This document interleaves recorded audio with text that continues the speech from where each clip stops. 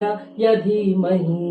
गजेशानाय भालचन्द्राय श्रीगणेशाय धीमहि गानचतुराय गानप्राणाय गानान्तरात्मनि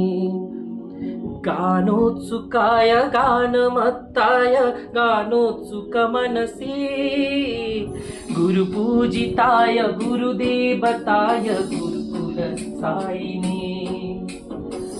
गुरुविक्रमाय गुह्य प्रवराय गुरवे गुणगुरवे गुरुदैत्यकलाक्षेत्रे गुरुधर्म सदाराध्याय गुरुपुत्र परित्रात्रे गुरुपाखण्ड खण्डकाय गीतासाराय गीतातत्त्वाय गीतातोत्राय धीमहि